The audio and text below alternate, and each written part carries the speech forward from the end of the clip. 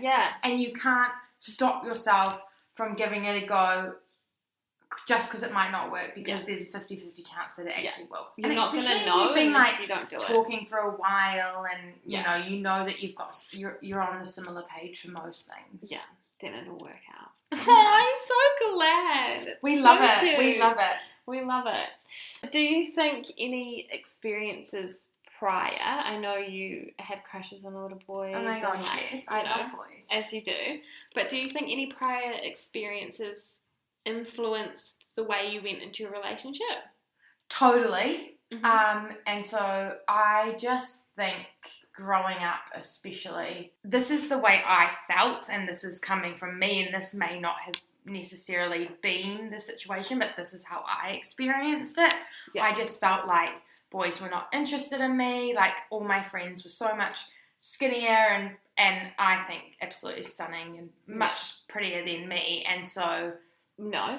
Well, this is just how I Different, was. This is how I was experiencing it through my eyes, and I'm obviously can like understand, and I'm a lot more self-aware and everything now. But being in high school and then like first year uni, this is just how I saw this lens. And there would be boys that I would talk to and stuff, and I would think, oh, we're getting on like quite well. Like, I think he's got a really cool vibe, yada yada yada. And almost always, they would then be like, hey, can you set me up with your friend? Hey, I actually really like your friend. Can you introduce me? Like, who's your friend? Like, even on Tinder, I would have people match with me and be like, sorry, I actually just want the Instagram of the girl in this pic. Stop it. Yeah, that happened many times. And so I think that really hurt my confidence. Yeah, and it just, oh my God, I'm getting that emotional. Oh my God, I'm crying. Like, I'm so good now, but just, I feel so sad for my old self, and like... It is. It's feeling sad for what you thought about yourself and what you had to go through. And like I don't know if I've said this, but I went to an all-girls school, so like boys were like always the topic and a new thing. Like, I didn't hang out with them every day, so especially like going to uni and stuff, being around them all the time, I was like, my God.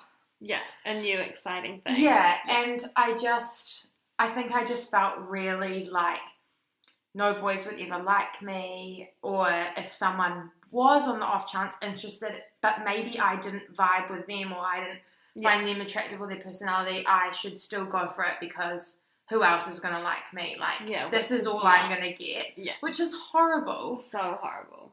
And so I think I just, really had bad body image and thought that the reason I looked the way I did was the reason no one would like me, no one would want to be with me, that sort of thing. A lot of self-doubt. Yes, so much self-doubt. And like, until I lose all this weight, I'm not going to get these things. Even like, digressing slightly, career-wise and stuff, I was always told people who look prettier are more likely to be successful. Yeah, which and I things don't like know that. why it's so engraved in our brains. Yeah. That it's all about what you look like. It's really not. And so I just think I wouldn't put myself out there, Yeah. Yeah. And so going on this date was really scary. Yeah. But I think at the point where I was talking to Aaron, I've grown a lot. Yeah. And I was learning, actually that's not the way. And like, you just need to be confident and open, because it is a confidence thing, right? They like confidence.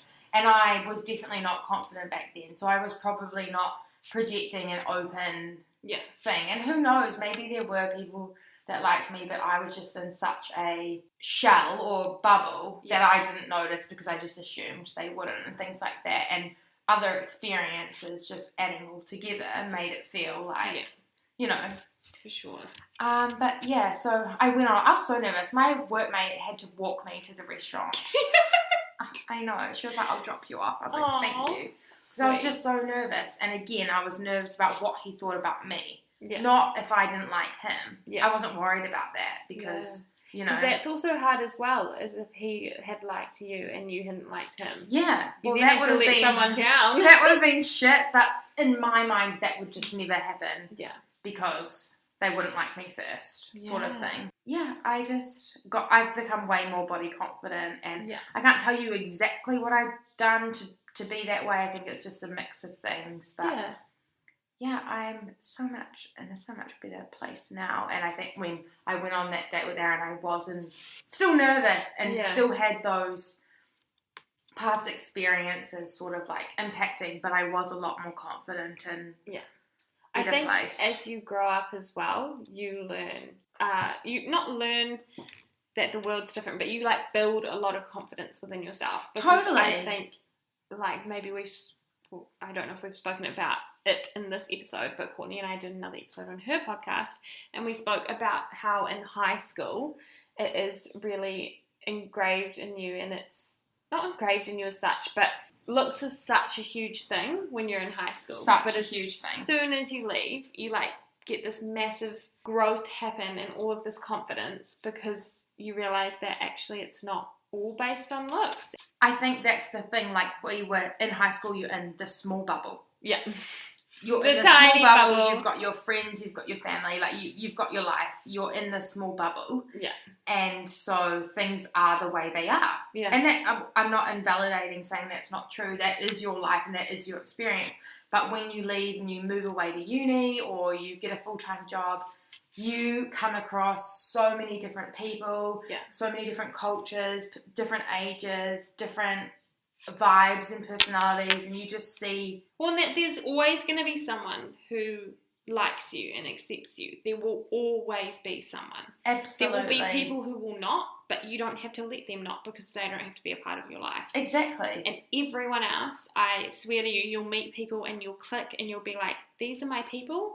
They accept me for who I am, and so I'm like, it helps you accept who you are so much more. And like, I'm so grateful that Almost Aaron is my first relationship because it means that like we're great, we're in a very healthy relationship, and it means that my first one is healthy. Yeah. And that I didn't, and because I guess I waited till I was a little bit older, like 22, I think 22 is when we met. I didn't bring those negative feelings that I had previously into the relationship. Like I'm in a good place to be able to actually go into it and for it to be healthy. Mm-hmm. And so I didn't have to, Which is really good. You haven't wasted time with doubt or past experiences impacting the experience you're having now. And as well, not that it's going to happen, but if you and Aaron also were ever to break up, you would only have a good experience to go off of. Totally. So it would be it would have been a healthy relationship. Yeah.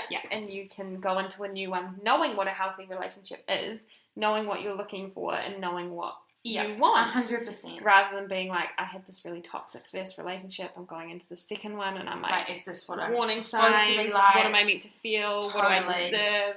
Yeah, it's all chaos. It's all just meant to be. And I think the other thing is like the pressure to go at the pace that everyone else is going at. So like if everyone's getting boyfriends and then you're the only one in your friend group who doesn't have one in high school, that's like the end of the world. Yeah. But actually just go at your own pace and go what works for you, because people will stay together. I have a friend who's married and got a baby. Yeah. Then I've got other friends who are single, doing their travel, doing their thing. Like everyone works at the pace that works for them. Yeah. And that can be said as life as a whole as well.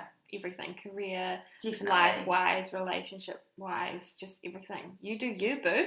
Yeah. You do you. Yeah. Cool. Well, we're kind of coming to the end because I don't want it to be too long.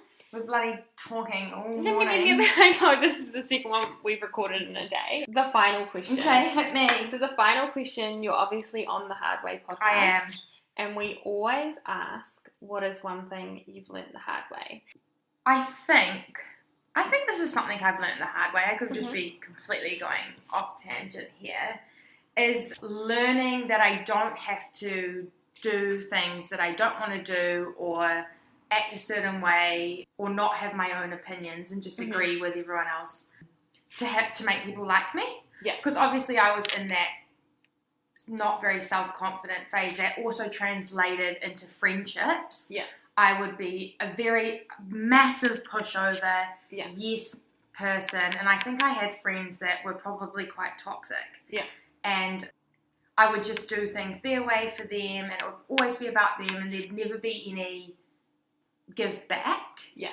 And I think a two-sided friendship. Yes, almost. and I think learning, it took me going through a lot of those friendships and being upset and, you know, almost like heartbroken because like friendship ending and stuff is horrible. But learning that I can have my own opinion and can say no and stick my own ground and be who I want to be. And the friends that are true are going to stick around and like me for who I am. Yeah. So I definitely think that's something I learnt the hard way, was to not be such a pushover. Yeah. And also let people walk all over me. Like, yeah, and not have to have everyone else's approval. Yes, that's what I was trying to say. You just summed it up perfectly. No, I totally got that from what you were saying, but like, it sounds like you were out there to get approval from others. Absolutely was, and it was in every form of my life, and my friendships and my relationships. It was everything, because I didn't approve of myself. Yeah. So I needed other people to. Yeah. And I thought, I'd have to like. I do worship the ground that my friends walk on, but you know what I mean, like. But they're friends that also worship the ground you walk on. Yeah. And I have amazing friends now. They all know who they are. Yeah. Love them all. Yeah. So that's something I learned the hard way, to not be a pushover, because you can make yourself feel very sad. Yeah. I think that's an awesome one, and I think that is one that, again, a lot of people do. And they are just out there to seek approval of others, and to if you really want friends, it's really hard when you don't have friends and you want friends. Yes. So you're just forcing yourself to fit in with people, no matter who they are. They might be the right people to fit in with, but a lot of the time when you want friends, you're forcing yourself to be friends with people who are probably the wrong people. Yes, yeah, so I agree. It is something that more oftenly than not gets learned the hard way. It's just actually find the people that work for you and find a two-sided friendship, and don't seek approval of others. Yeah. If people want to be your friend, they'll love you for you. Absolutely. 100%. And they'll grow with you, and you guys can be in different stages of your life, but it's still going to work because you have that mutual understanding and bond and blah, blah. Thank you so much, Courtney, for coming on. I really appreciate it. Thank you so much for having me. Such a wonderful, very organic, very friendly chat. I'm loving it. I hope, like, I know my issues may not be as serious as some other people's, but I hope that, you know, they're just there to show people, you know, that they might be experiencing the same thing, that it gets better and that you're not alone. Yeah. No one's issues on the hard way are more important than the others. So just thank you for coming on and sharing your stories and your experiences. Thanks for having me. It's been fun. It's been so fun. It's been so weird. You can find Courtney at All Caught Up. She's on Instagram. It's on Spotify. Find it wherever. It's such a good podcast. Thank you. We love you. Love you too. Thanks. Okay, bye. Bye.